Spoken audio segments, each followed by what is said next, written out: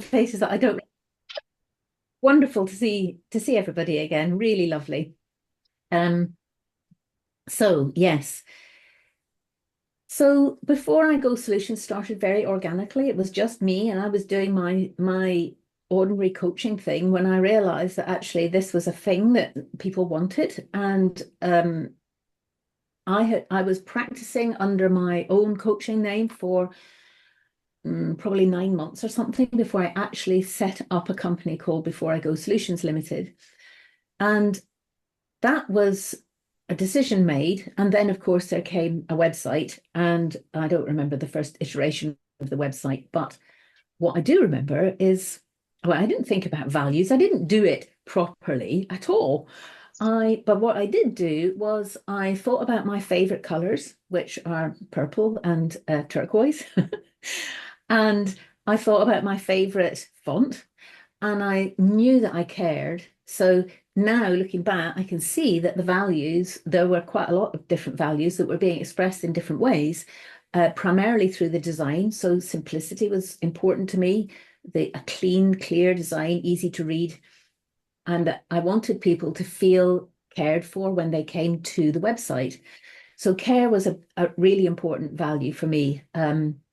I really cared about the um, the fact that people didn't know what they were letting themselves in for in life, i.e., death, and they didn't realize what was going to happen when a death happened, either a close person to them or preparing for their own.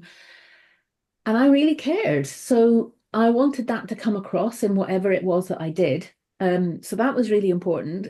The other thing was that I felt very strongly that people were not able to talk easily about this. So for me, it was really important to be willing to be authentic, to be honest. And some people might have said that I'm sometimes a bit blunt, even in that honesty. But that so that meant being able to tell my stories, to be able to share things that felt maybe sometimes personal to me. And that would be within my writing or within whatever it was that I put on the website, which created the company. And in essence, this was because it was mostly an online company. But this applied in the early days because I was doing in the early days, and even before the training started, individual courses and working one-to-one with people. And all of these values applied then as well. But the thing I think that was most a sort of thread running through everything was that I cared about people talking to each other. Therefore, I needed to be able to talk to people easily about everything. And also, there was a second step, which was, and maybe this came later because I don't think I realized at the beginning that people would talk, some of them, but they wouldn't necessarily follow up the talking with action, the kind of action that needed to be taken, which we now know is really important. So then I would say that one of the values that was developed over the time was the importance of taking action. I don't know if that is a value or not, but it became something that was a standout because there's quite a lot of people now talking about the importance of talking about death, but there's still not very many people talking about the importance of talking about death and doing something as a result of those conversations, which could be writing something down, it could be going to see a solicitor, it could be finishing off your power of attorney that you never did, etc., etc., a practical action. So yeah, I would say, looking back, I would say that without realizing it at the beginning, a practical feel to the website and to the company to make it easy for people to take actions was important. But I think that didn't happen right at the beginning. So yeah, it definitely didn't happen right at the beginning, because at the beginning I didn't know that at the time. It was only that knowledge came with the practice. So yeah, and just before everybody got on the call here, we were talking about the importance of keep checking your website to make sure that it's still reflecting who you are at the time, because of course you change, and therefore the company changes. and it's really easy to be out of date.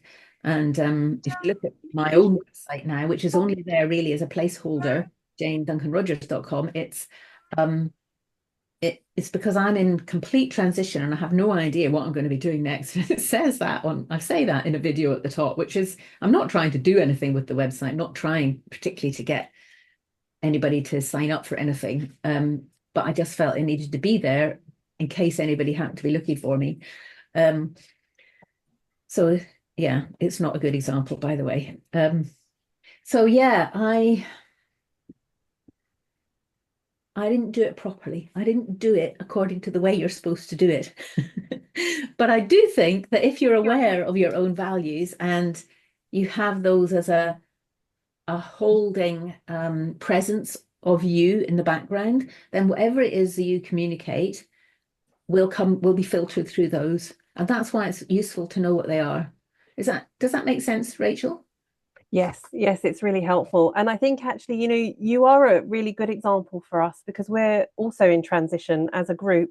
Oh yeah. Um, and to sort of just sit with that and allow it to unfold without rushing into something and just take a little bit of time to reflect on what our values are, both individually and collectively.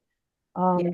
And you've said about the importance of talking to each other, and I suppose that's what the Fab Facilitators group is, to allow this space for us to talk to each other, um, and sustain each other in helping others talk about death. Yeah. It's quite a challenging role that we've got. Because as you say, the kind of the context is changing from when you started and people really weren't talking about anything Yeah. to now, when there's a lot more social media and there's a lot more people saying we must talk about death. But Yeah. how do we take action? Exactly. And Really, I think. And, but I do think that we can all of us on this call and everybody else that's been involved with Before I Go Solutions can pat ourselves on the back because when this first started, it was in a very different scenario as to what it is now. And that means that the work has been being done and it is still continuing to be done. And there's more to be done, clearly. But I think that's important, acknowledgement as well. And maybe celebration is a value or appreciation is a value as well. I've always been quite hot on appreciating. I'm pretty good at appreciating other people. I'm not always quite so hot at appreciating myself, but I'm getting better at that, I hope. So I'm really sorry, but I'm going to have to drop off. And I'm really happy, Rachel, as I said to you, to come anytime and offer whatever it is that you want if you need me at all. And yeah, but in the meantime, I'll say goodbye and I hope you have a really fruitful conversation. I bet you do. I can't imagine that you wouldn't. thanks so much, Jane. It's so lovely to see Okay. you, and All right. we'll Thank stay in you. touch. All right, bye All right. bye. Yeah, please do. Bye bye. Bye, everybody.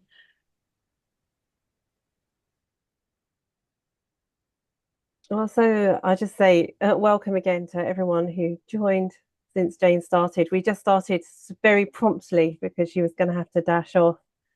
I do have uh, um, something to share, and I'll just share it now.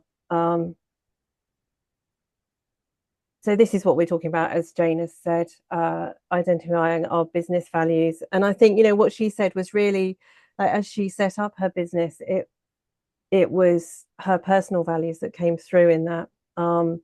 And, we can go both ways with this. We can think in the beginning, what are our values in our business, or our business can start to grow and then we can sort of reflect. It's a circular process. And I just felt that this would be a good time for us to start looking at this, because of the kind of transition that we're in. I was just going to mention that it would be really nice to keep this meeting sort of concentrated on the content so that we can support each other in actually moving forward and sort of exploring our work, and then looking at updates around Before I Go and what we're doing. Will stay within the Facebook group, and an email newsletter will start at some point soon. And we can have various ad hoc meetings. I was thinking maybe to have one on Wednesday the 23rd in 2 weeks to just talk about what's going on within Biggs. But this meeting will just concentrate on the value side of things. So I do have an embodied yoga move, which it appealed to me today, the transcendence pose. And the embodied yoga postures were designed by Mark Walsh, who some of you might know. He's also done some marketing stuff. So its subtitle is Rise Above the Bullshit. And I thought that could be quite a good starting point for us. So I'll just show you how to do it. And I'll share with you Mark's values in the embodied yoga position moves. His values are consent. So only do this if you want to. Leave your video on if you want to, or turn it off if you want to. You know, it's completely up to you what feels comfortable. Take care of yourself. Only do a move that feels safe and comfortable for you. And confidentiality. So in terms of confidentiality for us, obviously the meeting's being recorded and it'll be shared in the Facebook group, which is obviously a private Facebook group, but I have a feeling that once something's been shared on Facebook, it could then be further shared. Do you know if that's the case, Michael? If it's a private group, then things within the group can't be shared outside the group. So Okay. you can't share a post that's in the group to like another Facebook page or yeah, you'll usually get a message will come up and say that you can't share it or it's not shareable. But you can copy it and share it. Yeah, That's people the do thing. that. Yeah, they'll try to Individuals they'll can copy do it. it. Yeah. Yeah. Yeah. You shouldn't really do that though. Right. Yeah. No. So anyway, I just thought to sort of bring to the fore the values that this yoga practice comes from, just because we're talking about values. And you know, this whole discussion around confidentiality, like it's, you know, there are like little bits to it that we might not consider. I know within the grief recovery method, we are obligated to turn off the AI functionality of Zoom because Zoom is like sucking out all the information and that breaches I'm not really sure exactly how it works, but the possibility is that it breaches our clients' confidentiality. So our values have importance and they really make us hone in on what's necessary. So I'll show you this pose, bearing in mind all that background. So it's the transcendence pose, and it seems to me that this is a really good one for us now because we need to transcend some of the stuff that's going on sort of within the business side of things because we're wanting to actually do the work that we've trained to do. But also transcendence is important when we're talking about death because we're transcending life as it was. You know, the body may go into the ground, or some have the idea that the spirit goes somewhere else. So the idea of transcendence is kind of captured in something of the work we do as we support people to confront their deaths. So we can do this. I don't know if you can see me. I'm in my daughter's room, so I'm feeling a bit like a student now. She's in Thailand, and I'm having a few days off in London. So if you want to stand, do so, or you can do parts of it sitting. And you can just close your eyes, and we're just going to breathe into the 4 directions. So just noticing the breath and just settling into the breath. And as you breathe in, notice the front. You don't need to move, just breathe in, noticing the forward position. And out. And then breathe in, noticing the backward position. And then out. Then breathe in, noticing the left. And out. And breathe in, noticing the right. And out. And breathe in, noticing down or below. And breathe out. And then breathe in, noticing up or above. And breathe out. And then if you're just standing with your feet hip distance apart, you can just imagine an air bubble, sort of just between your foot and your ankle joint. If it's slightly lifting you off the ground. And then you can have an air bubble just at your knee joint as well. So everything's just a little bit elevated at your hips, shoulders are back. And then the hands facing forward, going up, and just the eyes looking up. You can just lift up onto your toes. Just hold this position. And you can just find out for yourself if there's a sound that goes with this position. And just feel free to make any sound that you want. For me, it's something like this. Ah.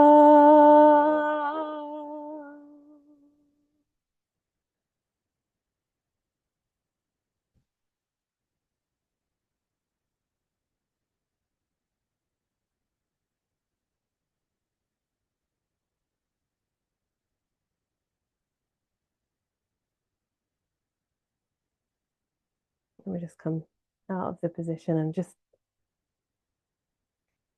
gently return to the space.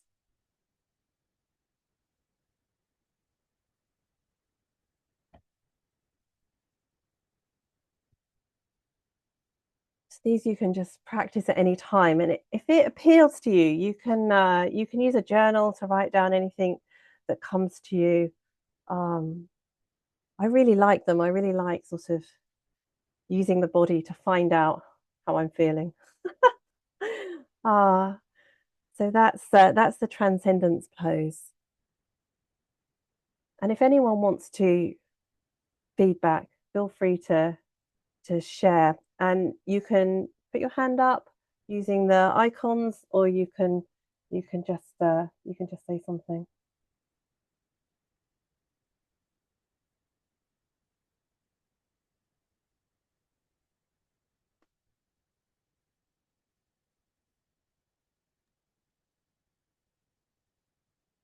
So Rachel, one of the things that I like about, I'm not a yoga person and it's not something that I practice, but one of the things I appreciate, and just I'm more of I don't even know how to describe it, more of weightlifter, machines, that sort of kind of exerciser. But one of the things I appreciate about yoga that I think people like me haven't appreciated in the past is that sense of calm that comes after a really hard workout. That idea that you take some time to appreciate what you've done and what your body has accomplished. And I'm finding that more and more as I get older, that time afterwards, after a workout, is a time you just don't walk out, or you don't just put your weights down. You spend some time in a way that you appreciate what your body can still do. And that's one of the things I think that I do some chair yoga occasionally at the Y. And I really like it for that reason. Yeah, thank you. Yeah, I often teach yoga nidra, which can be the meditation that you do after an active yoga session, but it can equally be a standalone practice. But that time of quiet and sort of the midway point between sleep and wakefulness, which you can find more easily after your body's been active. Yeah. Well, if I go back to my share,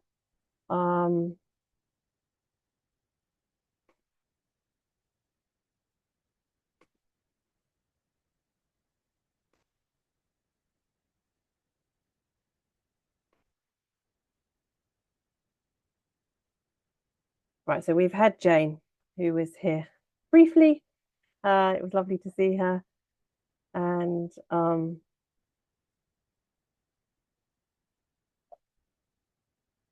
where is it not going? Let's see. I've got a little video from George. Here we go. It's just a minute or so long.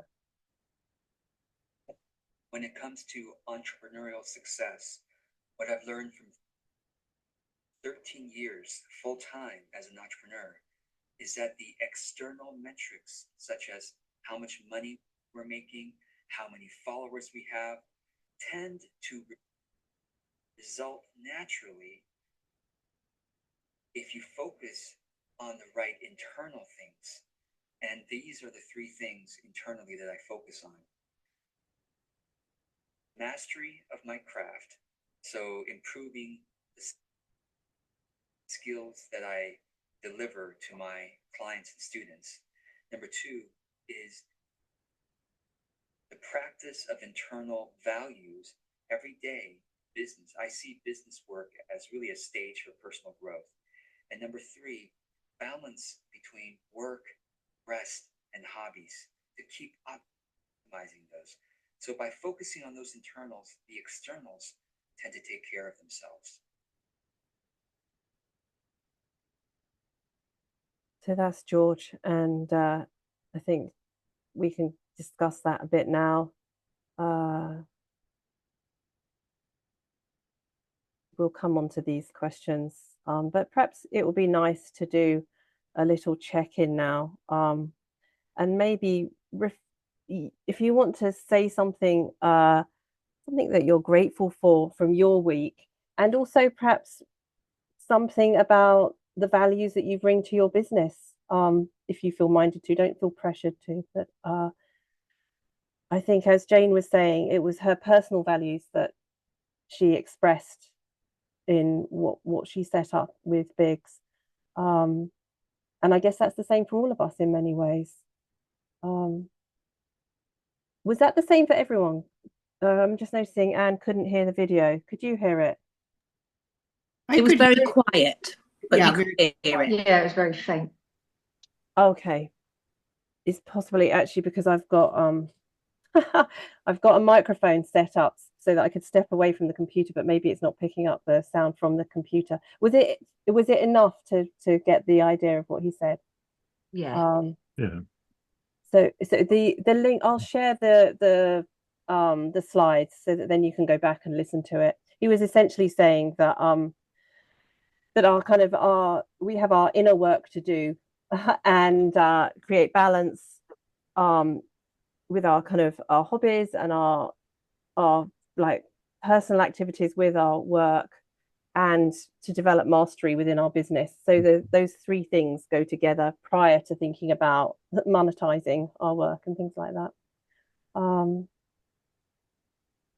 wants to share something of what's going on for them in their week? Yeah, I'll share. Thanks, Michael.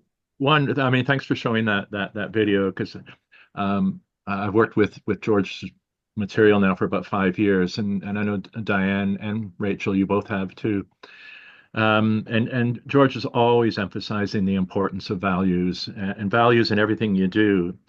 And one that was a surprise to me was even the way that you organize your calendar, and making appointments, and how you work, or how often you work during the week, is very much aligned with your values. And so that was a really important lesson to learn. So to bring that into all aspects of your work and your play and your family and everything. Gratitude. Well, I'm really grateful, and this is a plug. I finally, after 12 years, I got my book out. So my book is now on Amazon, and why I waited so long, but it's just how it is. And it feels really, really good. It's been like a 12-year journey. But if I can do it, honestly, anybody can do it. And the other big lesson, which I think is really important for those of us that are working on our own or in small teams, is the importance of asking for help.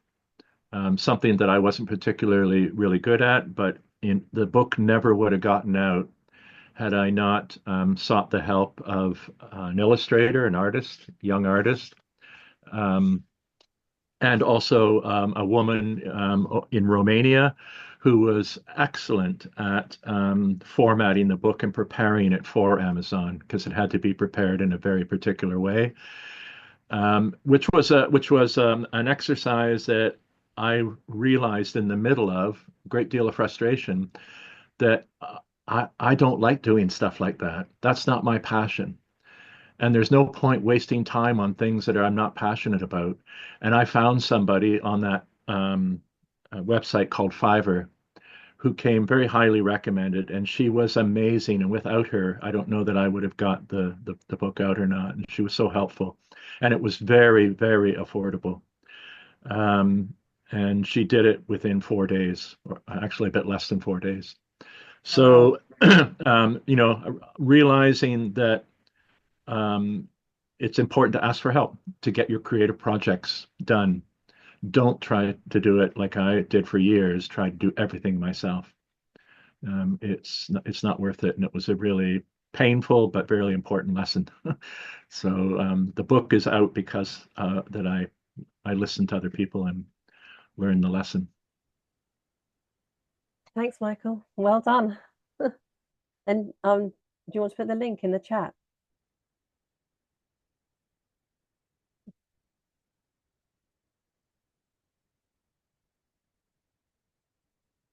I've Emma, just looked on Amazon and it's free on Kindle Unlimited at the minute. So I've just downloaded it. Emma, do you I'm want to say something about your week and your values? Yeah, so I am grateful that my sister's hen weekend is done and that in 3 weeks' time she'll be married and all the wedding preparations will be done. So I'm grateful for what's to come as well. So yeah, really busy period, kind of doing all of that stuff. So I'm also really grateful for good rest and being sensible. I should have been in Solihull for 2 days, yesterday and today, at a church conference, but I said no. I said I can't fit it in with my energy tank, so I didn't do it. And that's a massive thing, saying no. So I'm grateful that I had that ability as well. And my values, the one thing that keeps coming back again and again, is so a friend said it to me once. She just said, you make the uncomfortable comfortable. And I took that as meaning about death and dying, but she went, no, everything. But that is what I've really embodied, and what I set as the core value of my business is to make the uncomfortable comfortable. So whatever format that takes, in, if I'm leading a funeral service, I'm talking to a bereaved family, if I'm doing end of life planning, I'm always looking out for the bits that are a bit sharp around the edges and how I can smooth those off, or what's affecting this person this time and how can I make that easier. And then fun as well, absolutely injecting fun into things. So I was just on a call before this with my sister and her fiance and the wedding photographer. And I asked him if, because obviously I'm doing the service for my sister's wedding, and I went, oh, so before everyone comes in, can you get a couple of shots of me at the front? I said, because I'm a celebrant, I says, and I'd like to use them, for business. I says, but it's funerals that I do, really. And he went, oh, well, it'll have a bit of a different feel then, won't it? It won't be as upbeat as a wedding. And I went, you've not been to one of my funerals then, and that whole idea of making funerals as comfortable as possible by bringing a bit of fun and lightness to them as well. So yeah, making the uncomfortable comfortable and fun. Those are two of my key values. Thanks, Emma. Persis, do you want to say something? And then Karen. Yeah, so my gratitude actually is for participating in a funeral on Monday. So it was one of my dearest friends. It was one of her dearest friends who had died. She was in her late 70s. And Helen she'd worked with Niall, Sue's husband, to just make this amazing event that wouldn't have happened without her. So they had a celebrant, but Helen had gathered Sue's friends. So she had a green coffin, and Sue's little art group had painted these paisley patterns all around, and then the coffin was covered in one of Sue's silk woven scarves that she'd imported from, and it was all her colors, and then one of her oldest friends sang a cappella, and it was somebody else read a poem, and it was just really magical. And just being part of that and supporting Helen through that was a very beautiful experience. And in terms of values, just really that thing about care, and also something about kind of like really sharing the personal, like bringing the intimate out in a way that touches people. Tenderness, I guess, something there's about tenderness. So yeah, that's me. Thank you. Karen.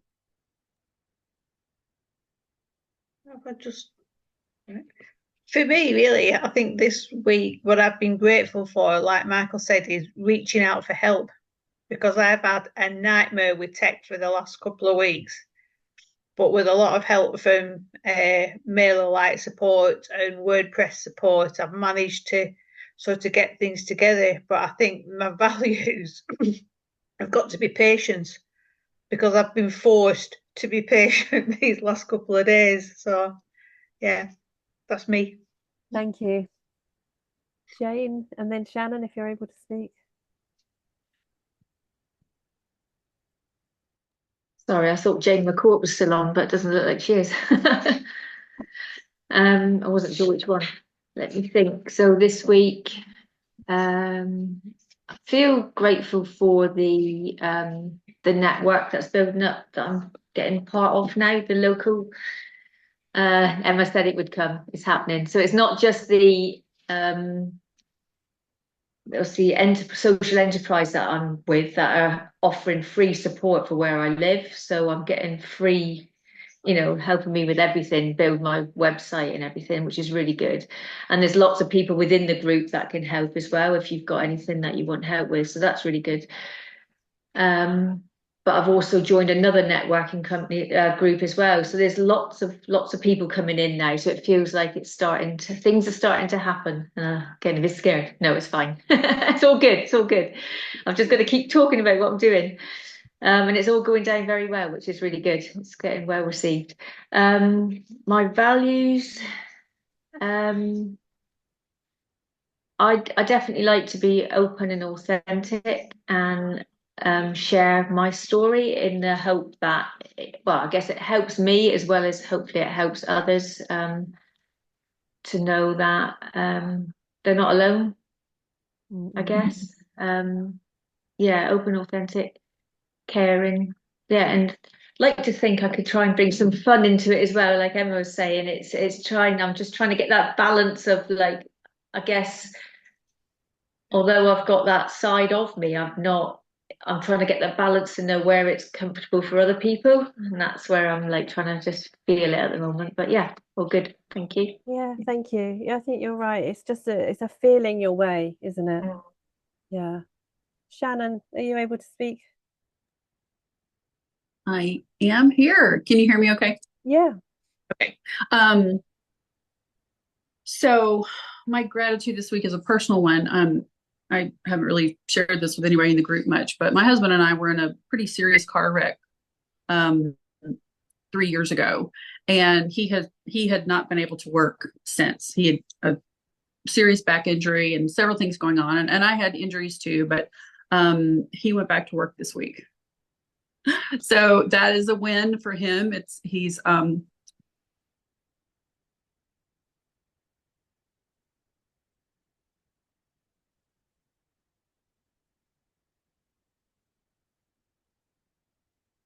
in terms of business values, I follow Simon Sinek. I don't know if you all know who he is, but he's a speaker. He does business leadership talks. He does TED Talks, that kind of thing. And he always says that business values specifically, are verbs. So for me, that's empowering, authentic, caring, and listening, empathizing, and really at the heart of what I am, I'm an educator. And so for me, that's kind of the 3 or 4 business values that I will be focusing on is those things. So anyway, thanks. Great, thanks, Shannon. And that's great news about your husband. Anne has written in the chat that she's grateful for another opportunity to see the Northern Lights again a couple of days ago in a really starry sky, and it's magical every time. And her personal values are honesty, integrity, authenticity, and helping people, often through difficult situations, but enabling them to get through them with their heads held high. Variety is a must too, as is flexibility. I think I can relate a lot to that in my business. And she loves Emma's words around making the uncomfortable comfortable. Yeah, thanks. And I can relate to the Northern Lights. We often get them where I'm living too. Julie, then Diane, and then I think that's all of us. No? Yeah, so Julie, if you're able to speak, and then Diane.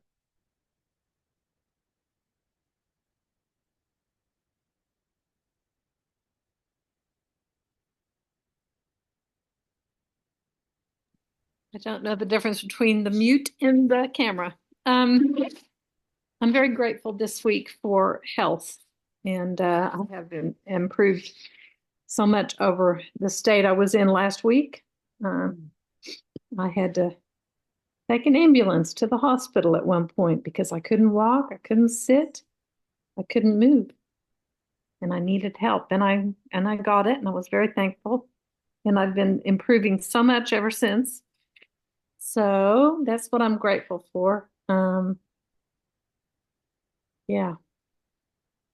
Yeah, thanks, Julie. Well, we're grateful too. I'm really glad that you're here. Yeah, thank you. Diane. As some of you may have heard, there is a historically large hurricane in the Gulf of Mexico to hit the west coast of the state of Florida probably sometime tonight. I've been watching the news, and it's absolutely scary. I have friends who live in Florida. I have people that I grew up with who decided to move from Massachusetts, where it's cold and we get snow, down to Florida. What I'm grateful for is none of them are in the direct path of the hurricane. They're on sort of the outer edges. And hopefully we'll be okay. But right now, none of them have had to evacuate. So I'm grateful. I'm grateful for that. In terms of values, values are a big thing with me, partly because it was sort of ingrained in us during my coach training. We did a lot of work with values.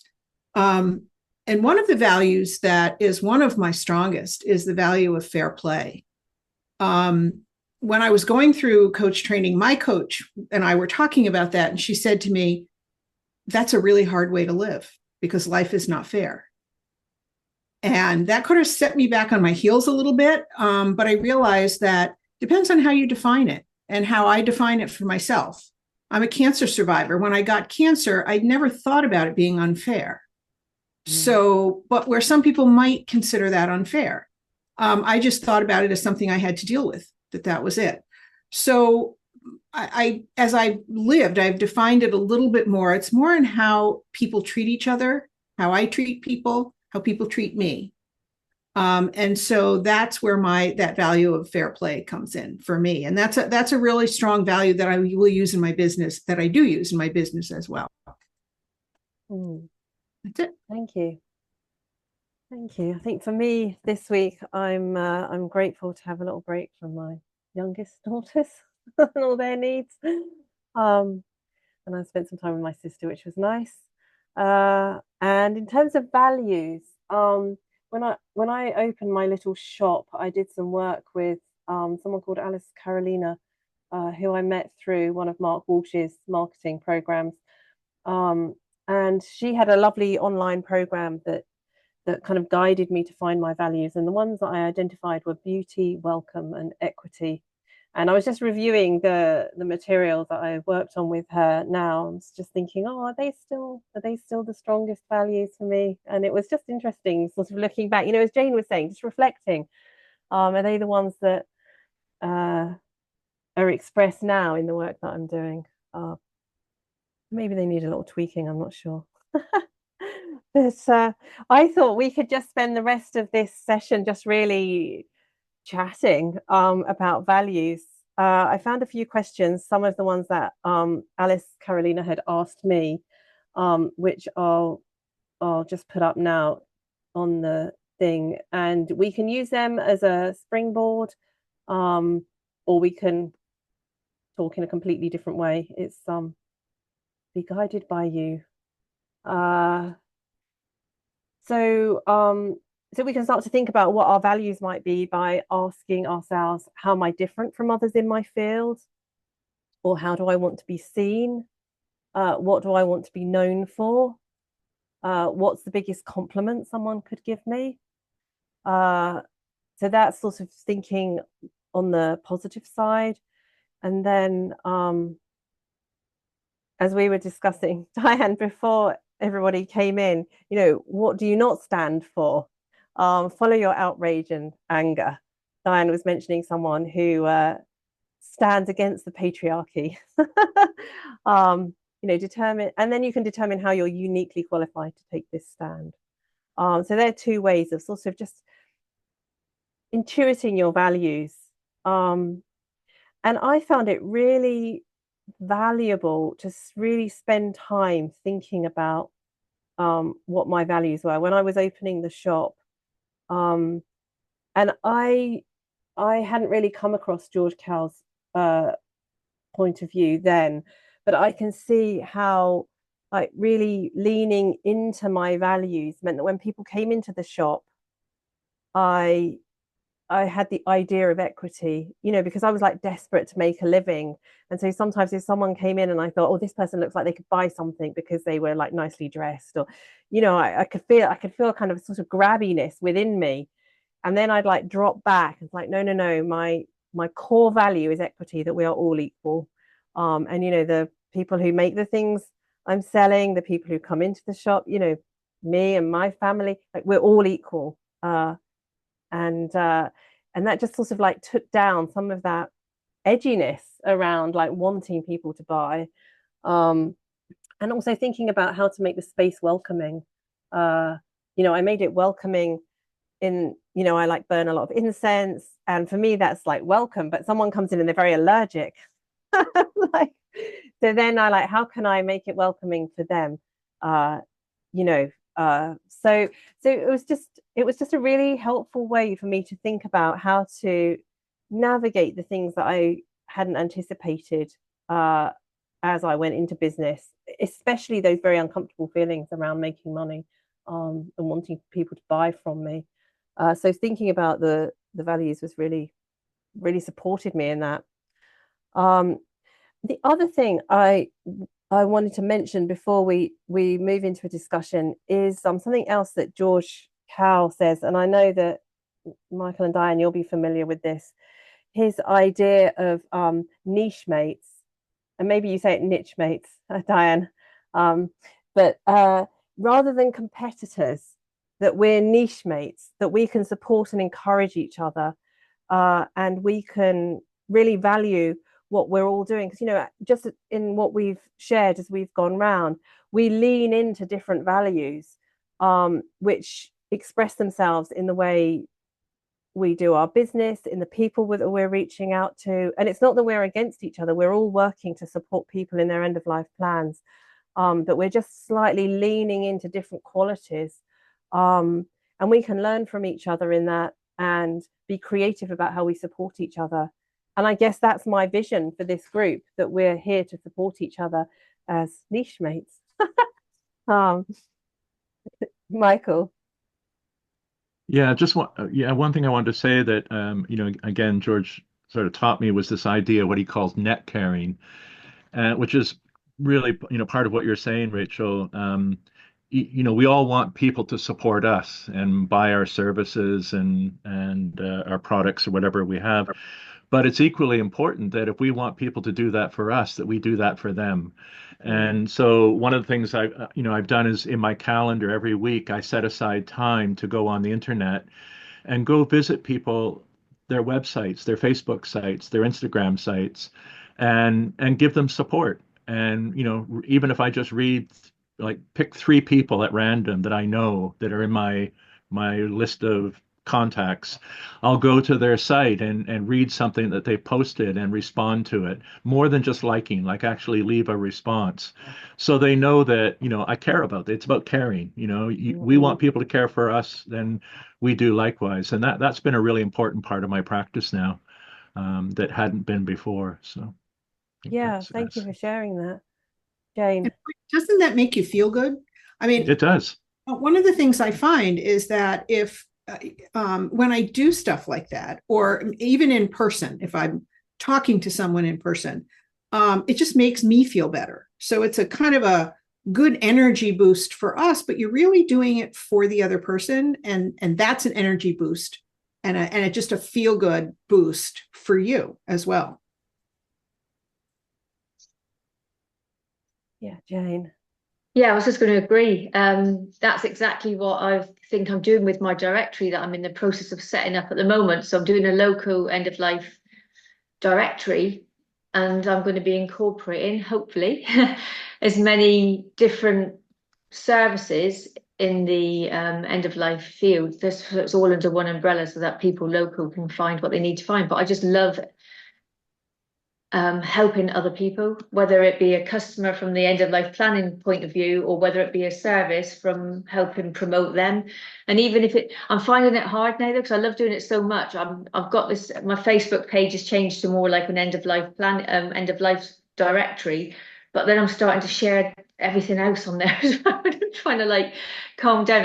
I feel I can't help everyone, but like you say, it is a good feeling to be able to help and support others, I think. We're all trying our best. Yeah, and I think, if you sort of think about the ripple effects, like if we're all supporting 3 other people each week, just as you were saying, Michael, with a comment, or, I know when I open my website up, if someone's commented on a blog post, I just like, it's such a nice feeling to feel heard. And yeah, I had a meeting with someone yesterday who just reflected on something I'd written. It's like, oh wow, someone's read it. It was nice. Yeah. Diane, do you want to say any more about this, the idea of what we might stand against, how to sort of leverage that for identifying our values? Yeah, I'll use the example that I used before we actually started. I have thought a lot about values, and how to use them on my website. I mean, how to express them. And so I started visiting a lot of sites, and a lot of them are by women, because being in the field of not so much end of life planning, but pet loss, veterinarians, that sort of thing. And I found one where, and I don't remember the site. I honestly don't remember the woman's name, where she put her values right out there and said that, she wasn't going to take any BS from the patriarchy. So like that's on her website. I assume it's still there. This was a couple of months ago. And I thought to myself, well, now I know where you stand, I happen to agree with that, but, not quite maybe in putting it that way. But I wonder how others who look at it would feel. Are there clients who might want to engage her who are just like, well, that's a little tough for me. How is she going to react with me? What's going to happen? And then others who may say, yeah, go girl, So I think when we design our websites or Instagram or Facebook or anything that we do, they are a reflection of our values. The pictures we use. Jane talked about the colors we use. My colors are so far from Jane's, but they reflect something very different from what Jane did with the Biggs website. Mine are involving nature and animals, not only pets, but animals in the wild. So my colors are like yellow and green, which are not even colors I wear.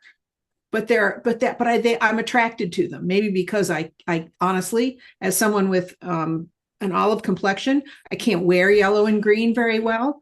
But it's like everything that you do even your website, even the colors, the pictures you use on any of your accounts are a reflection of your values. And we don't think about it when we're setting these things up. We don't think about it in those terms. But in fact, that is a reflection of your values. You don't have to be as, slap people around with that, no BS from the patriarchy in words. You can put it in a much more subtle way that will let people know where you stand. So it's a combination of everything, your values, as you put your values out there. Yeah. I remember Tad Hargreaves. He gives the example of someone who says on their website, if you're into the Ascended Masters, you're not an ideal client, something like that. And it did make me think, am I into the Ascended Masters? And I wasn't really sure whether, and then I just thought, well, I'm probably not her ideal client. Just the fact that I would entertain the idea of the Ascended Masters. Hi, Grace. Welcome. We're just discussing values. Jane has been and gone. She had another appointment, and we're just sort of reflecting on how to kind of find out what our values are and how to lean into them. I think I really, really liked that idea of the things that we're against, as showing us. So I don't think I'd ever really thought about it as a value thing before, but I am so against the BS that bad funeral directors try and oversell you that every time I have a conversation with a family who's either pre-planning a funeral or we're just talking about stuff, and I'm like, visit a whole bunch of funeral directors, find the ones that you like. And I always say, and if any of them mention the term hygienic treatment, run a mile, because hygienic treatment is just the term they're going to use to try and sell you embalming, and it's like, and if you want embalming and you understand what it is, and that's fine. But if they're calling it hygienic treatment, they're suggesting that the body's not hygienic, and they're manipulating you into spending more money. And I'm like, no, you don't need that. So I tell all of my clients the things that they really don't need as well. And I'm like, I'm absolutely all for calling out, anyone who's just trying to make money off like grieving families. Which is why when clients get in touch with me for end of life planning, I always tell them straight away that they can do it all themselves if they want to. They can do it, and this is the cheapest way to do it, is to do the research yourself. Here's some sites, here's some things to do, and do it yourself. And then kind of the last stop along the journey of what I offer is paying me to be your facilitator. But I've yet to have a client not pay me to be their facilitator after they've come, because I think if we're open and honest and say, I don't want to rip your money out, like rip you off with your money, I'm going to tell you the most cost-effective ways of doing everything all along the way. It's like solicitors who when people use a solicitor to do their LPAs, I'm like, you don't need one. They're going to charge you hundreds of pounds and you can do it for like £82 yourself. I'll even show you how to do it for free, because I don't want people making money off people that when it's not needed. So yeah, I think I hadn't realized how much of a value of mine that was. But I get really angry about it. So I think it clearly which side of it, Emma? Is it the choice aspect that's the strongest part of the value, or the kind of empowerment aspect? So I think that what really annoys me is it's the dishonesty, I think, or that people don't know that they don't have to do certain things. And I find that there are a couple of funeral directors who I've had dealings with who I've then walked away, like when I've had dealings with them for other families, who are just, they are trying to sell things that are not necessary, and the way that they word it and package it. So yeah, I think empowering people to know. I always say we don't know what we don't know, so helping people to know what they don't know, and helping people to be able to stand up for themselves and say, I don't need that, or I know what I need and what I don't need. So yeah, probably a bit of both the choice and the empowerment, but very against people who are trying to make a quick buck off people's difficult times as well. Yeah. Well, knowing that really helps you kind of frame what you're presenting, doesn't it? It's really helpful to be so clear. Yeah, so that's really, really helpful. So thank you. I'm gonna spend some time working on those values. So to follow up on that, I think one of the things that I'm just going to lower. Okay, I'm not good at multitasking. I had to lower my hand. One of the things is also looking at how to determine this is look at other websites, look at things, not so much other like of our websites, but if you want to connect with someone, look at their website and look at a variety of websites and what appeals to you, what attracts you. You know, what are the kinds of things that that make you want to connect with someone, buy from someone, be a part of a community? It's like, what is it? And that those are reflections of your values as well to determine. I know there's one in particular, and we've talked about this at our Fab meetings years ago, is whether or not you should put your prices on your website. I frankly, when I look at a website and I've scrolled through everything and I've looked, said, this sounds good. Now, what is it going to cost me? And there's no price on it. I move on to the next one. So now some people don't. Some people will say, okay, I'm gonna, connect with this person to find out. Every time I've done that, I've gotten now I'm on a mailing list. Now I start getting tons of emails. So I think whether or not what's important to you is what you also want reflected on your website. So my prices are on my website. They always will be, because that's what I want to see when I go looking for someone. Yeah, I'm in agreement with you on that one, Diane. I had the experience of booking a discovery call with someone for some technical support. And at the end of it, the price was so eye-wateringly high. It was just embarrassing, and I just wouldn't have wasted her time if I'd realized it was going to be thousands and thousands of pounds. And I was so upset about it. I didn't even end up replying to her, I just reflected on that. And I thought, I don't want anyone who comes to me or books in with me to have that experience. I want them to know up front what I charge. I'm also really against people who offer free services or resources that aren't free. I don't mind giving my email, because my Gmail can sort of cull out the junk stuff and give you a choice. But I was on one this morning and it was a free resource. It looked great. In fact, it was all about values, business values. But you had to put it said phone number. I didn't want to give them my phone number. I gave them my email, my name, my full name. And then it said, when I left the phone number blank, it said a required field. Also, my home address they wanted, required field. So I just got out of it. And I hate that when people do that, or you buy a service and you get a little bit of time, or suddenly it comes up and says, "Oh, welcome to the 7-day trial." That was free to sign up, but they didn't say anything about a trial when I signed up. Now I'm signed up. Now they got my email, and I feel really like they've conned me. Just to get my email to add it to their mailing list, and then all the junk mail starts coming after that, and I've got to go through unsubscribing from all these people. So don't offer a free resource if it's not free. Yeah. And so think again, about what does free mean to you? Yeah, honesty as well. The value of honesty in our marketing,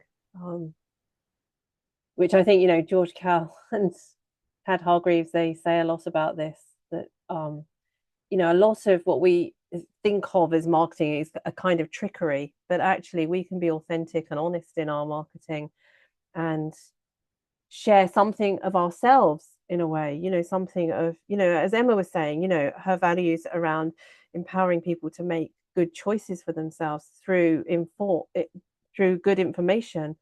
That's a really important personal value that shapes what she's offering. And that would be, sorry, Diane.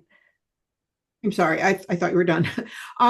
Grace put a word in the chat, transparency, and that is also, I know, a value of mine in terms of I still respect privacy in my personal life, but transparency in your business, I think, is important, because that's what I want from businesses I deal with, is that transparency. And so it's important for me to be as transparent. And Emma, I love what you do with telling people that they can go to other sites. I mean, I think we've all dealt with people who are way too intense, way too hungry, if you will, for our business. And that's a turnoff to me. If someone chooses not to work with me, then they weren't my ideal client for whatever reason. I don't really care what the reason is, frankly. It's just, if that doesn't work, if this relationship doesn't work for them, then it's not going to work for me either. And so, yeah, and I'll help someone move on. I will absolutely help someone move on. If I'm not the right person. I'm looking at all of you if it's end of life planning. But I think that's important. So again, it's a reflection of your values that you're seeing, and that what you're doing, Emma, I think is wonderful. In terms of being that kind of honesty and that transparency. I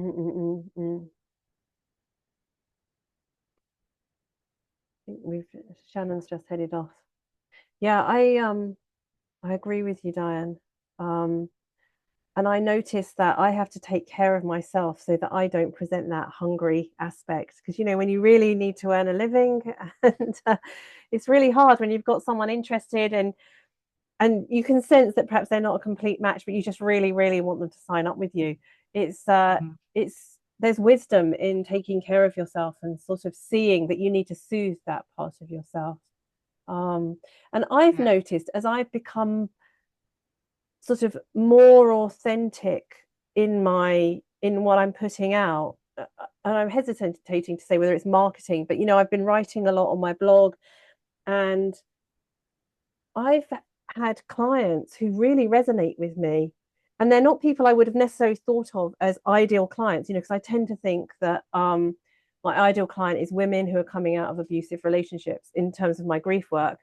And yeah, I've had recently I've had a few older men who've been very spiritual, who've had history of being, one of them has been a Jungian analyst all his life, and they're very interesting and different to work with, but they've kind of come into my field partly through something they've read that I've written that they've resonated with, and I really sense the resonance, you know. So even in my mind, when I've thought of an ideal client, I wouldn't have thought of them, and yet in working with them, they are a good match for me, and that's come about through my decision to be much more authentic in my presentation of myself, I suppose, in my work.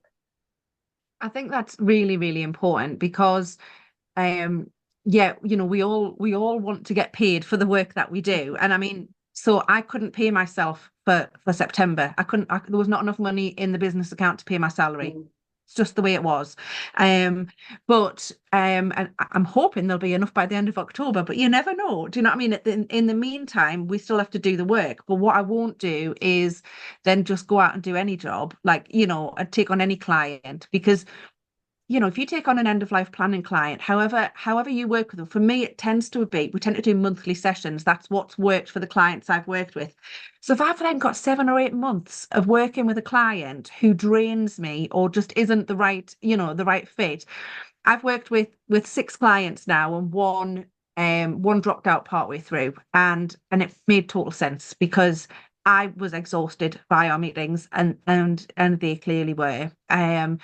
But they were my first full paying client that had found me out of nowhere. And, you know, and now I've kind of recognized that I have to, you know, we do have to take care of ourselves, and we have to go, right, well, so I acknowledge that I couldn't pay myself last month, but I haven't done an awful lot of work in the last few months because of bereavement, and that's okay.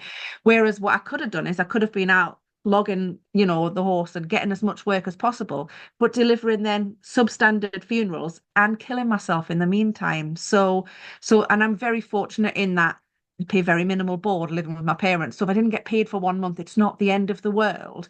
And I've still got my other job at the moment. But this idea of reflecting, and like Jane said earlier about checking your website, does your brand still reflect you? And it's something that is on my to-do list for the back end of this year and for next year, is I'm going to totally rebrand, because my branding no longer just describes who I am. So the Dying to Help was great when all I did was funerals, and there's still that nice softer side to it all, but that's not making the uncomfortable comfortable, and that's not putting the fun in funerals, and that's not, you know, all the bigger personality stuff that that actually is what a lot of people are now coming to me because they connect with who I am.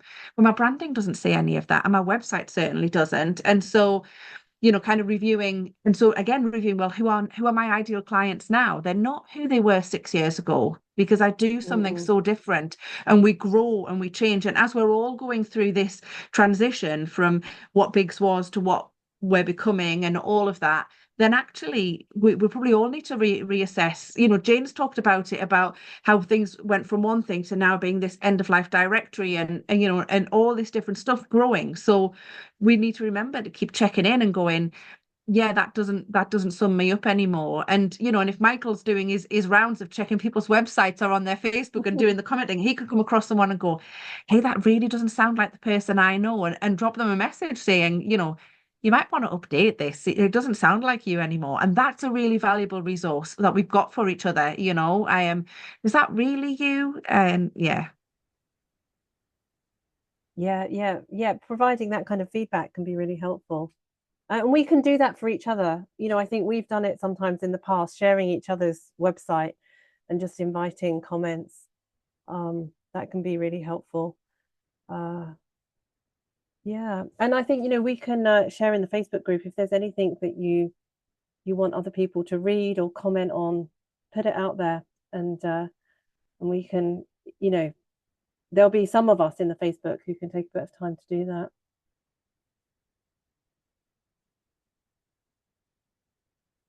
Karen. Yeah, I'd be grateful if anybody wants to have a look at my website. I've just put something together. It's not perfect, but there's only me been looking at it, and anybody else that has not been one of us.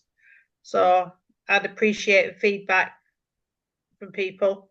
Yeah, very. Put it in the chat, and we'd be happy to look at it. Okay. That's the tech that's done my heading for 2 weeks. Well done. And I think it's important to say that we can put things out there that aren't perfect. My website has been really not perfect at all. The navigation tools don't really work, and the colors are pretty rubbish, but nonetheless I've still been getting clients through it. So there's room for improvement, but I think to be out there, it's well done, Karen. Being out there, it's good. And I will say, if you wanted to sign up for my freebie and then you want to unsubscribe, that's fine. I just want to know that it works. That's great. We'll experiment. Thank you.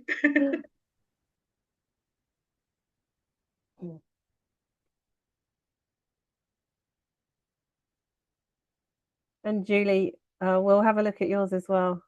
Thank you.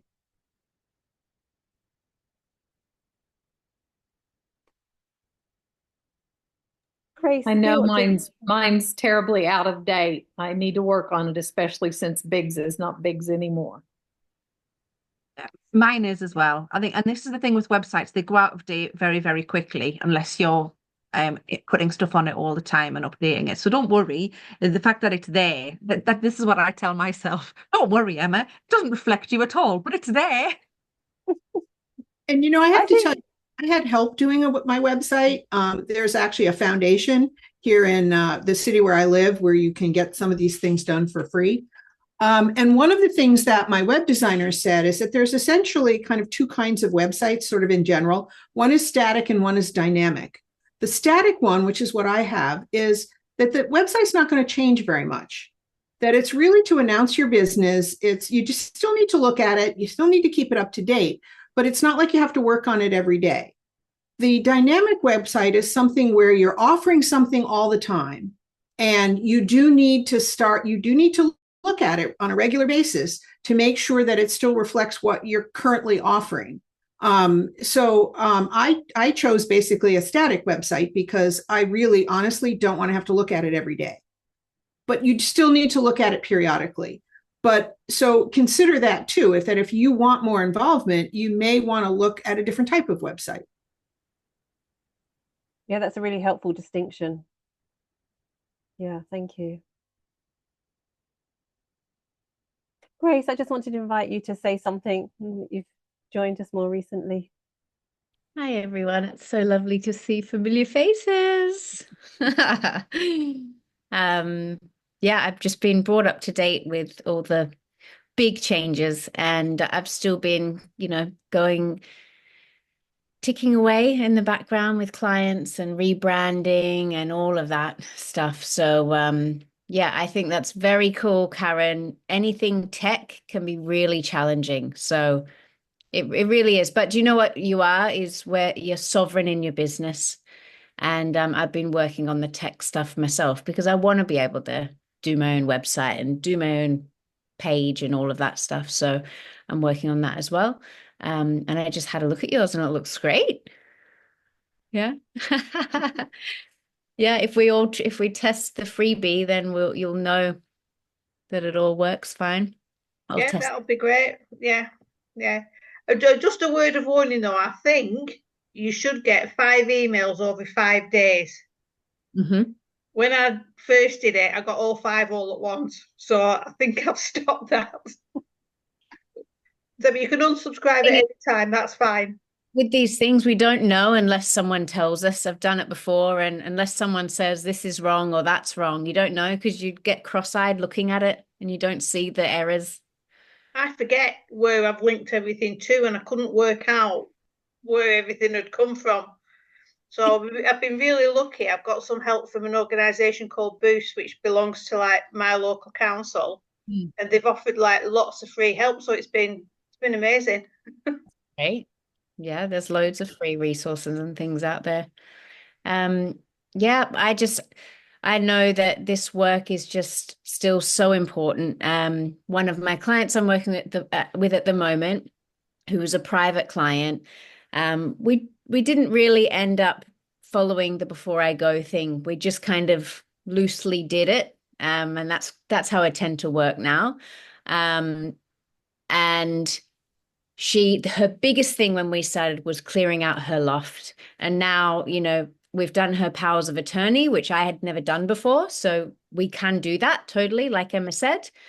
So I did that as like an add-on thing, but she still saved loads from what she would have paid with a lawyer and a will writer. And also, yeah, she said, so we've done wills and all of that. And then she said, well, my biggest thing was doing the loft and I've done it. So we're not even finished yet. We've still got to do funerals and all of that, but she's just completely happy because she's done the loft. But yeah, it's such special work. And I'm just glad that everyone here just wants to keep going. Yeah. Mm-mm. And how about values in your business, Grace? How have you sort of navigated that? For me, I think the biggest one when I'm working with clients is accountability. I find that that's what I do.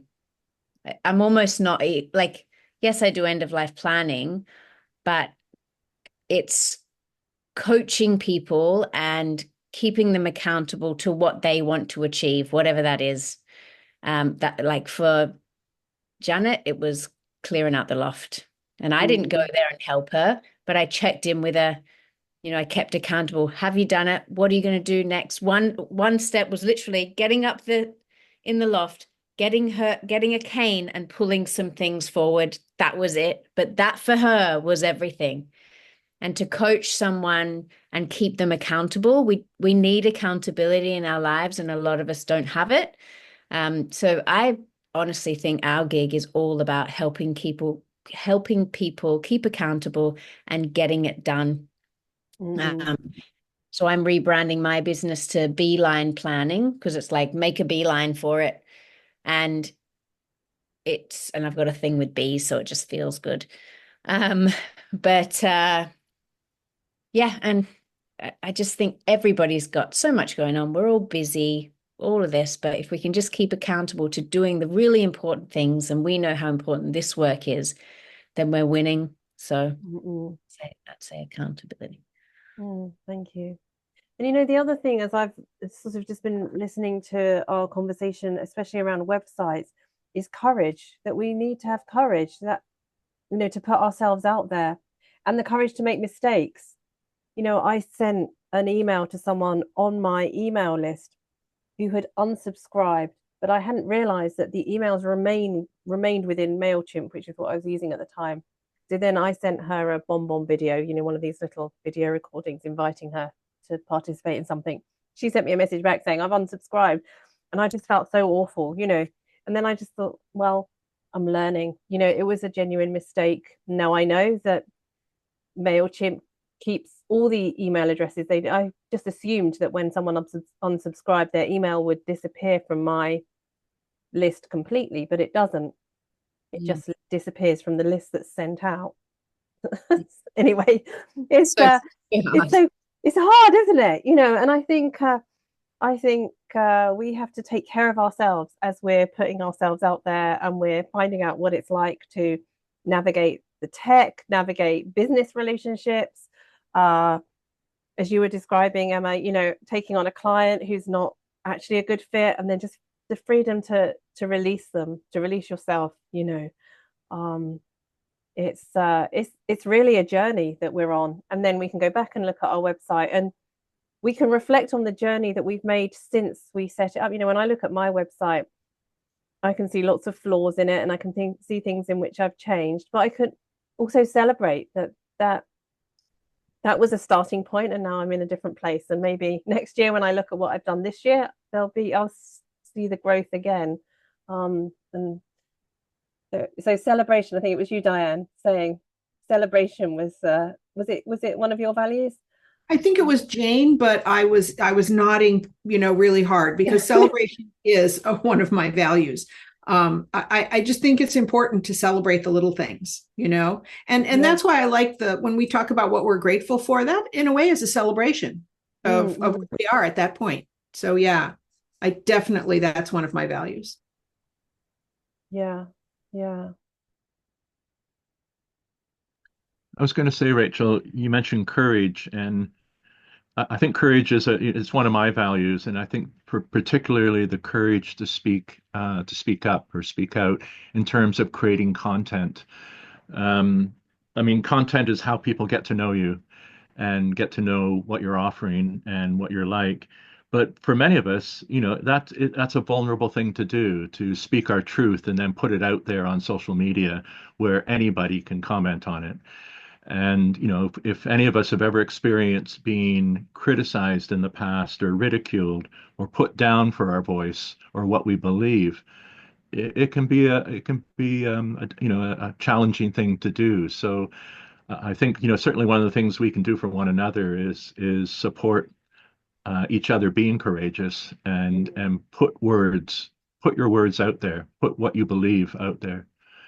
And yes, people might, that's what people use social media for, to mouth off and, criticize. But there are also, of course, a lot of people out there that are willing to support you as well and say, authentic, kind things to you. So.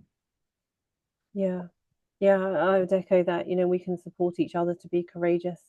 I've certainly, when I was part of the Entrepreneur Circle, I invited people to comment on some postcards that I'd put together around grief. And one of them was to mark baby loss week. And someone commented on my postcard that I clearly hadn't experienced the death of a baby and I didn't know anything about it. And it was a really aggressive attack. And it was quite hard to take, because I felt quite vulnerable in what I was offering. But equally, I was just able to step back and think, well, she's suffering. In some way, she's suffering. But, I think if any of us has that kind of experience, we can bring it into this group and share it, because we are dealing with very sensitive subjects. And, in the same way that grief triggers people's pain and sensitivities, death does as well. Diane? Try working with pet loss in terms of people being pretty cruel about, the comparison. And we talk about it, as in grief work, there is no competition in grief. Whatever you're grieving now is the most important thing, for you. And but dealing with pet loss, even, on whether it's social media or whatever, when people start to comment and start comparing the loss of your dog to, so wait a minute, it's not like losing a child. What do you say? You know, it's kind of like, what do you do? And it's like, and even if you're one step removed, like if you're a veterinarian or if you're a foster, that's not even your pet, it's another animal that you've cared for. It's like, well, you know, what does it matter? It's pretty, it hit, because that kind of grief, as you know, is heart-wrenching anyway. And now you've got someone who's taken a knife to it. And that's really hard. That's really hard. Yeah, I obviously, you know, I lost my dog just last month, and 1 month before now, it was August, we're in October. And I kept saying, I knew how real my grief was and how real my grief is. But I kept belittling it because I thought other people would. So I'd say, I know he was just a dog. I know, but because thankfully it was people who know me, they all kept saying, stop saying that. Ronnie wasn't just a dog. He was your everything. And he was my everything, you know? And so kind of I've been kinder to myself in that. And you know, but if anybody who I didn't know then started saying those things, I think I'd be arrested. I would not be held responsible for my actions because I'm grieving, and it is the most painful bereavement I've ever experienced for a whole variety of reasons. But yeah, people, you know, there's no logic to grief. There's no pattern to grief, you know, no matter what people say, and every grief is unique. And so, you know, we cannot comment on somebody else's situation and go, well, you can't know this, or you must never have experienced that, or it can't be as bad as. It's like, no, it's what I'm feeling, and what I am feeling is real, regardless of how you interpret it. So yeah. Yeah. And I think, you know, when we go back to our values, we're looking at the uniqueness of everyone's experience. And when we can stand firm in that, because it's easy to be swayed, I think, you know, when you get a comment like that, and as you say, Emma, you sort of say, oh, well, it was just a dog. And then you're like, oh, no, hang on a minute. Let me go back into my values. My grief is unique, and this is how I'm experiencing it. And, you know, if I hear of someone describe something that doesn't sound sort of too serious, or, you know, I think, I don't know what's underneath this. Let me just listen. Let me welcome this person's perspective. And of course, you always hear the layers beneath, you know, when you're open to that. But it's a decision to hold that space. And as you say, Diane, you know, there's the putting yourself out there with a contrary position to our culture. You know, our culture says it's just a dog, in many ways, and you're saying, hang on a minute, everybody's grief is unique. And in doing that, you sometimes have to field critical comments. And, you know, we're all doing that in many ways, because we're saying it's right and appropriate that we plan for our deaths. And some people are saying, don't be so morbid, don't be, you know, whatever, or pushing us away because they're afraid. And so to be able to like come back into what our values are, you know, what is it that's important about this work to us that enables us to stand firm and compassionate in that place of criticism. Because often the criticism comes from pain and fear. And of course, because we're wanting to change the culture around death, we need to meet that with some sort of response. And that'll differ for each of us, you know, how we interact with what we're faced with, whether it's quite a robust response or whether it's much more sensitive, inviting them to look at their fear, or, you know, and each response has its place. But it's really helpful for us to really consider our values and where we come from, and hone them. I think that's what I've noticed, that I've become more outspoken probably as time has gone on, and my point of view has become more vociferous, perhaps. And and that I can do that with some courage and compassion for the people I'm communicating with, but also a sense that I have experience to bring to the world, and we all do.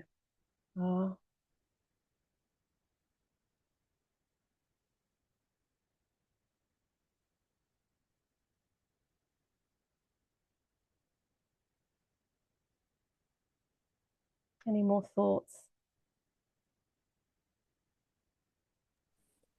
Hi, I just sorry, I've been listening for most of it tonight. A lovely conversation, and to say that the value of this group is immense in terms of being a really safe space to share. So aside from that, I haven't really got too much to add to that tonight, but just really glad to be here. I'm kind of starting out, so I've been self-employed for a long time, but in a different field, and I've been threatening to have this business alongside my holistic therapies and things for way too many years. And I decided that this year was going to be the year that I actually made it happen. And the year is fast disappearing. So if I'm honest with you, I'm not sure that it is going to be this year, but I'm going to have made good strides towards it, ready for next year. So yeah, it's really interesting to really think about, I've already got my logo and things, and am I going to use, do I need a different business name, or can I keep, can I operate everything under the business name that I already have, which is Energyology, because everything is about energy. So I'm kind of hoping that maybe I can find a way to not to have to create too many different identities. But yeah, apart from having chosen, had my logo created and colours and things like that by my niece, who's a designer. Apart from that, I haven't really given it too much thought. I keep thinking I need to just have like a planning day or something somewhere away from all the distractions of the world, and just try and get everything down in terms of what is the message I want to put out there. Because it's lots of different little strands, and I'm confident that somewhere in there is something that ties them together, and I just feel I need to find that. So that's where I'm at, but a lot of food for thought tonight. Thank you. Thanks for sharing that. I think you don't need to find out all the pieces that join together before you start. I found I had lots of things on the go at once, and it was too much. But it's only through doing it that I found it's too much, and that I found out where the pieces join together. And I think with your name, just reflecting on what your personal view about death is, like where does the energy of the person go, and how that ties up with the holistic work that you do already. I love your name. I love it. I think it totally goes with Energyology, and it's like energy never dies, but have a plan. I like that. Might steal that. Energy never dies, but a plan's always a good idea. Karen, did you want to say something? Yeah, I was going to say, when I thought the same, because I'm an holistic therapist as well, and I thought that will just sit nicely under my holistic therapy business, so that if people struggle to talk about death and dying, I've got the therapies and the techniques to get people talking. But I found, like, over these last few months, that it's just had to come out and be an entity on its own, and instead of sitting underneath my holistic therapy business. So that's why I've split them, really. But even though they overlap, No Loose Ends wasn't an entity of its own. It was sort of like No Loose Ends at Karen Petty Holistic. So it didn't fit. But the Energyology would cover it all in one umbrella. Do you know what I mean? It doesn't sound like two businesses. So that's just what I've had to do anyway, and it feels better now that they're completely separate. They will be when they work it out how to to sort another page out. Yeah. Thanks for that. I think it was said earlier as well about it doesn't have to be perfect. And I think, I have been guilty of being a perfectionist and, I can't do it. I'm not ready. I'm not ready. I'm not ready. I'm not ready. Well, when I'm ever going to be ready. So it's just finding the way to take that plunge. Yeah, we're back to courage. Yeah. Persis, did you want to say anything about where you're at as you're sort of thinking about this work again? Yeah, well, I've been a bit in limbo. I graduated in December of last year, and then the whole bigs my goodbyes things happened, and then I broke my wrist, and I just started thinking about what my offering was going to look like, and thinking about a name for my business, and then basically it's just been on the back burner for the last 7 or 8 months. So I'm feeling very like someone who's just kind of like, I've had time out and now I'm coming back in, and I'm kind of just refinding where I am and starting to think about those things again. Really, the main thing for me is thinking about what shape my offering is going to take, and how that reflects, I guess, both my values and my capabilities and confidence now. Kind of starting. I mean, because I remember that kind of like when I was thinking, it's like I don't feel confident that I could offer the whole BIGS program to anyone. I'm like, wow, that would be too much to think I could do that.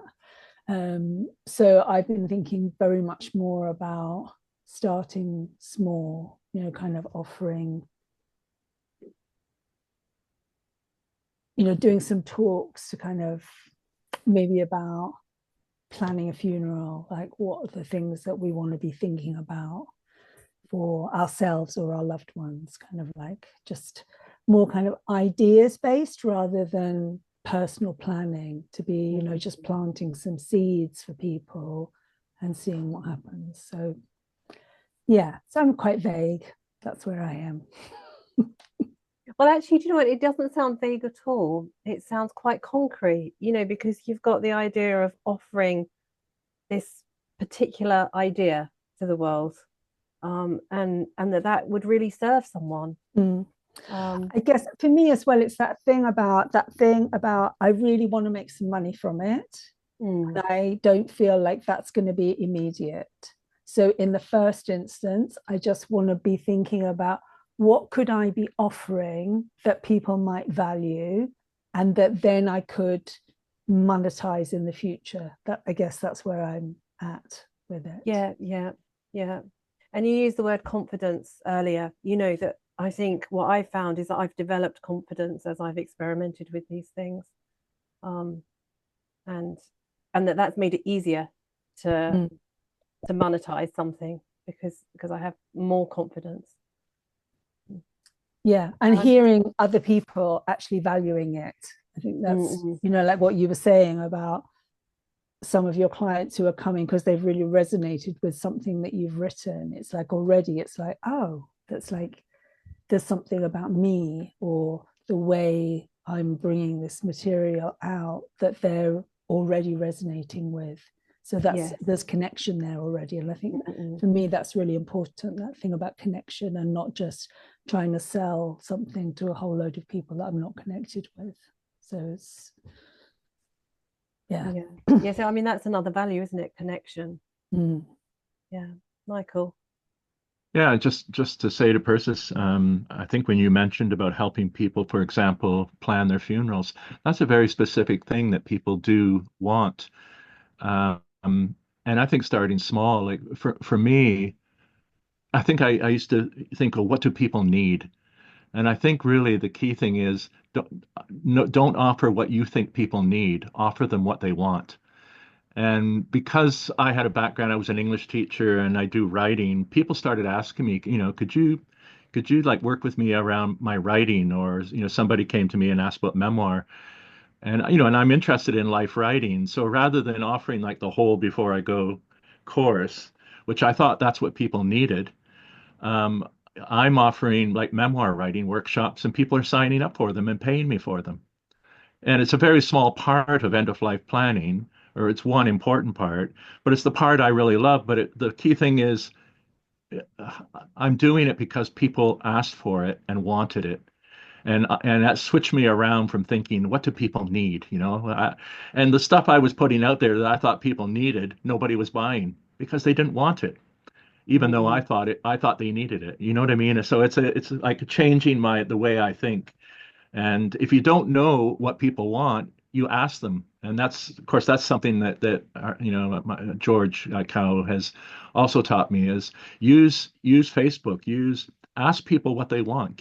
Maybe give them like 4 or 5 choices and say, which of these course ideas, I'm thinking about these 5 course ideas or 3 course ideas, keep it simple. Which of these would you, like? Which of these might you take? And ask your mailing list, ask all your contacts, ask your friends, what do they want? You know, and then I think you'll find that you can offer something and get paid for it at the same time, which is a nice win-win. People are getting what they want, and you're getting paid. Yeah, that's really helpful. Because if people don't want it, they don't really hear what you're offering, because it sort of just passes them by. And if you're, for me with my grief work, when I'm working with women coming out of abusive relationships, they don't always know that what they've experienced is grief. They don't know that grief work would serve them. So there's like a piece of education that goes before that, so that often in my writing, I'm talking about abuse and how it impacts you, and then saying, and grief work can really help with this. So they resonate with the story of abuse, and then understand that what I'm offering might serve them. but like you say, Michael, if they don't know that they want it, then they won't buy it. So to start with what people want. Perhaps we should round up. I'm kind of forgetting that we started at 6:30. It's already gone 8 o'clock. Maybe just one thing that we're taking away from this session, and if there's anything you want to be held accountable over the next month. So Diane, and then Persis, then Karen. I don't even know what to say because I haven't really thought about it. I guess what I'm trying to do right now for the next month is free up more time to be more involved in getting the former bigs, whereas I've put a folder in my email called the new bigs up and running. So that's kind of where I am, kind of freeing up some time to be able to do that kind of thing. Great. Thanks, Diane. Persis, then Karen. I'm really taking away the idea of niche mates and how it kind of makes one big picture, but it's like everyone's got their things that they're particularly interested in, and kind of gathering and supporting each other. I really love that idea. So I'm just going away with a bit of inspiration and food for thought, and I'm not setting myself any firm tasks to achieve. Great, thanks, Persis. Karen. Well, I've actually created a little course that I want to put out on the 30th of October. And I've called it From Pumpkins to Purpose, all about legacy planning. So I'm hoping that maybe just one person will come along, but if they're not, then I think I'll just do it anyway and have a little practice talking on videos, because it's not something that I want to do, or do a presentation or something. I've not really thought about how I'm going to present it yet, but that's another techie issue. But we'll get there. So again, it was just do it and see what happens. So I have. So I shall let you know next time. Let us know what's happened. Thank you. It's been a good night. Thank you. Oh, thank you. So Jane says that she can't speak, but she's taking away connection, and her plans are to keep moving forward with her website. So we're behind you, Jane. Emma, and then Julie, and then Anne. I think what I'm taking away is the positivity of each of us to keep doing this work, and knowing, like, just this network and this connection, and knowing that we've got this every month and we can check in, and that is invaluable. So that's what I'm taking away. And my plans for this month are just twofold: to survive, get beyond my sister's wedding, get the wedding done, and secondly, to hopefully earn enough to be able to pay my salary at the end of the month. And most of my salary does come from funerals, which are picking up again. So it's a seasonal thing, and that's what happens. And my ideal will be that next year I will have other things in place for the quieter seasons, so doing other client work and things like that. But we've not been able to get there yet this year. So thanks, Emma. Julie. I love the idea of niche mates, and I have recently been involved in something that a new acquaintance of mine, his name is Michael Brook. He is a networker of a very unique kind. So his vision is for all of end of life and everything that has to do with legacy, that all of the people involved in this area can connect meaningfully and share each other's information and resources. And so we've had 2 expos that he calls them so far. And the most recent one, there were over 40 different people there represented, sharing their stuff. And I was one of them. And I'm so inspired by his energy behind that. And anyway, so seeing where that will lead me, but it's definitely all about niche mates. Yeah, thank you. Hi.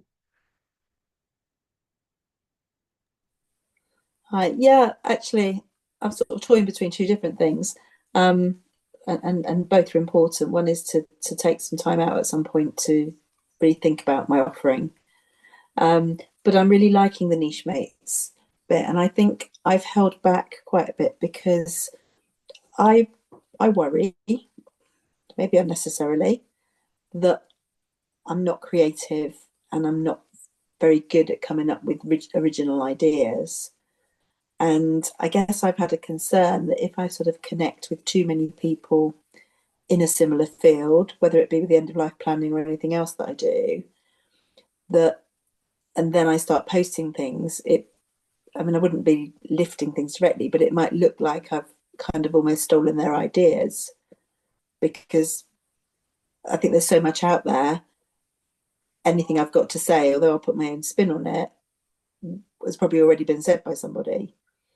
And so for me, it's like, just get over that and just make those niche mates and see where it goes, and don't be afraid of, almost like, if I'm not connected with people, and if I write something and it happens to be something very similar on a similar topic to what they've just covered, then it can't possibly be that I got it from them. But then I've been missing out. So yeah, so that's been a revelation tonight. Thank you. Well, I think George really emphasizes that you can take anything of his, George Cal, and I would say the same about what I put out there. Death isn't a private matter, it's appropriate that we recycle ideas. That's how they develop and change culture. Yeah, Grace, and then Michael. I'm just grateful to be back in the container. And yeah, it's great timing because it's accountability for me.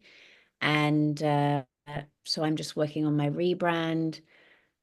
I want this work to be simplified for us all. And And I do want us all to be able to earn money from sharing this very important work, because it is so important. But I think we can all get blocks there with this work sometimes. So yeah, that's my mission as well, is to help, people like us to be able to offer end of life planning support in a more simple way. So yeah, I don't know exactly how that looks either myself at the moment, but that's what I want. Yeah, that's what I'm working on anyway. Yeah. Great. The value of simplicity. Michael. Yeah, I'm reflecting on what Jane Duncan Rogers said at the beginning when she was here about taking action. And taking action is something that she's always stressed right from the very beginning. And as someone who loves talking, talking's great, but taking action on things. And now I have a book out there, so it's like there's the talking. The book's full of my talking, but I need to I need to learn how. I got to market. I have to communicate to the world that the book's there, and that people want it. And I've got to figure out how to do that, or ask somebody who's really good at it to do it with me. So. And which is exciting, because it'll mean I'll be learning something new and putting what I've learned from people like George and Jane into practice. So that's what I want to do this next month. Great, thanks, Michael. And I think for me, I'm taking away how rich our community is. That we've all thought quite deeply about our values and how we share them with the world through the work that we're doing. So, thank you. And to reiterate that things will go up on the Facebook page, more or less in a timely way. Thank you, Diane and Michael, for keeping that up to date. And then we can meet 2 weeks on Wednesday just to go through things for anyone who just wants to touch base and find out what's happening. Otherwise, a month today, we'll have our Fab Facilitators again on the same Zoom link. So share anything that Rachel, you need support with. Yeah, if we meet in 2 weeks on the wait a minute, what day is that? The 23rd? Or will we do it at the same time? What do you think? I'm open to what's best for everybody. I mean, 6:30 is good for me, but Yeah, equally, yeah. Yeah. Great. Yeah. Okay. Well, have a good month. Yeah. Thanks, Rachel. Thanks, everyone. Nice to see you. Bye. Yeah. Rachel, thanks everyone. Bye. Thank you all. Lovely to see you. Bye.